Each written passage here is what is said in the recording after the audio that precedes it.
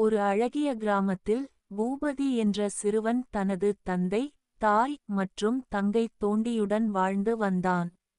கிராமம் மலைகளாலும் ஆறுகளாலும் சூழப்பட்டு இருந்ததால் மிகவும் அழகாக இருந்தது. பூபதிக்கும் அவன் தங்கை தாமரைக்கும் அந்த நிலம் ஒன்றாக பிரியமானது. ஒரு நாள் பூபதி, தாமரை மற்றும் அவர்களது நண்பர்கள் எல்லோரும் ஆற்றோரம் விளையாடிக் கொண்டிருந்தபோது ஒரு மாயமான ஒலியை கேட்டனர். டிங் டிங் டிங் என்று ஒரு மணி சப்தம் ஒலித்தது. அவர்கள் ஓரிடத்தில் மரங்களுக்குள் நடந்து சென்றனர். அது அவர்களுக்கு ஒரு பழைய கால்நடை பிளாக் கிடைத்தது. அது மிகவும் பழங்கால வடிவம் கொண்டிருந்தது, ஆனால் ஒளிரும் தங்க நிறத்துடன் மின்னியது. பூபதிக்கு அது மிகவும் வியப்பாக இருந்தது. இந்த கால்நடை என்னை சிலுவை தாண்டி அழைக்கிறது போல, என்றான் பூபதி. தாமரை, அது பழைய ஒன்றாக இருக்கலாம், ஆனால் அதை எடுத்து வீட்டுக்கு வரலாமா? நண்பர்கள் அனைவரும் ஒப்புக்கொண்டனர். அந்த கால்நடையை வீட்டிற்கு கொண்டு வந்ததும் பூபதியின் தந்தை அதை பார்த்து, இது ஒரு அதிசயமான பொருள் போல தோன்றுகிறது. ஆனால் இந்த மாதிரியான விஷயங்களை நம்முடைய வாழ்க்கையில் அதிகம் கலக்கக்கூடாது என்று எச்சரித்தார். ஆனால் பூபதி தனது நண்பர்களுடன் கூடிய மடிமேல் உட்கார்ந்து அந்த கால்நடையின் இரகசியத்தை ஆராயத் தொடங்கினான். அப்போது கால்நடையில் ஒரு தாமரை மலர் போன்ற பொத்தானை கண்டு அழுத்தினான். புது உலகிற்கு பிரவேசம்.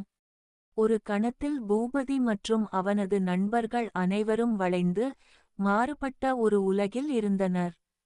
அது ஒரு மாய உலகமாக இருந்தது. வானத்தில் பல வண்ணங்கள், பறக்கும் மீன்கள், பேச்சு பேசும் பூனைகள் போன்ற விசித்திரங்கள் இருந்தன. தாமரை, நாம் எங்கே இருக்கிறோம்? பூபதி, இந்த உலகம் ஒரு மாய நாடாக இருக்கிறது. நாம் தவறாகவே இங்கே வந்துவிட்டோம் போல. அங்கே ஒரு பறக்கும் ஆடு வந்து, நீங்கள் எனது மாய கால்நடையை தொட்டு வந்திருக்கிறீர்கள். உங்களுக்கு திரும்ப வேண்டும் என்றால் 3 சோதனைகளை கடக்க வேண்டும் என்றது. முதல் சோதனை, உண்மையை கூறும் தைரியம். முதல் சோதனையாக அவர்கள் ஒருவருக்கு மாய பறவை ஒன்று அணுகி, நீங்கள் கடைசி முறையாக பாய் சொன்னது எப்போது? அதைச் சொன்னால் மட்டுமே நீங்கள் இதை கடக்க முடியும் என்று கேட்டது. தாமரை மடிந்து நின்றாள். நான் கடந்த வாரம் அப்பாவிடம் பாடத்திட்டத்தை முடித்துவிட்டேன் என்று பொய் சொன்னேன். நான் உண்மையில் அதை செய்யவில்லை என்றாள். அந்த காட்சி காற்றில் ஒளிர்ந்தது. மாயப்பறவை சந்தோஷமாகச் சிரித்தது. நீங்கள் தைரியமாக இருக்கிறீர்கள். இதை நீங்கள் கடந்து விட்டீர்கள் என்றது. இரண்டாவது சோதனை, நட்பு பக்தி.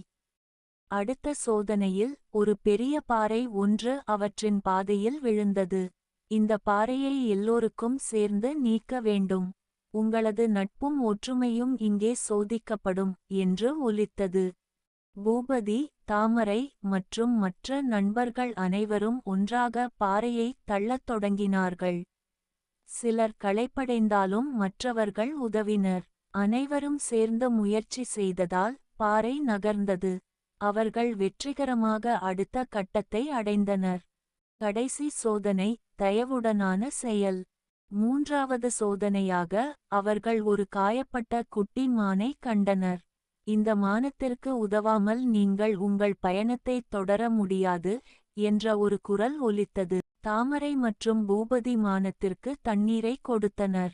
அதற்கு மருந்து தேடிக் கொண்டு வந்தனர். அந்த மானம் மறுபடியும் எழுந்தது. நீங்கள் உதவியாயிருந்ததால் உங்களுக்கு திரும்ப உங்களது உலகிற்கு பிரவேசம் கிடைக்கும் என்றது அந்த குரல். வாழ்க்கையின் பாடங்கள். அவர்கள் 3 சோதனைகளை வெற்றிகரமாக கடந்து மீண்டும் தங்கள் கிராமத்திற்கு திரும்பினர். அப்போதிலிருந்து பூபதி மற்றும் தாமரை எப்போதும் உண்மையை பேச வேண்டும், ஒற்றுமையாக இருக்க வேண்டும் மற்றும் பிறருக்கு உதவ வேண்டும் என்ற நெறியை அடைந்தனர். மாய கால்நடையை அவர்கள் மீண்டும் காணவில்லை, ஆனால் அது தங்கள் மனதில் என்றும் ஒரு அறிகுறியாக இருந்தது. கதையின் முக்கிய புள்ளிகள். நேர்மை, ஒற்றுமை, உதவி ஆகிய 3 குழந்தைகளுக்கு முதன்மை கருத்தாக கற்பிக்கின்றன.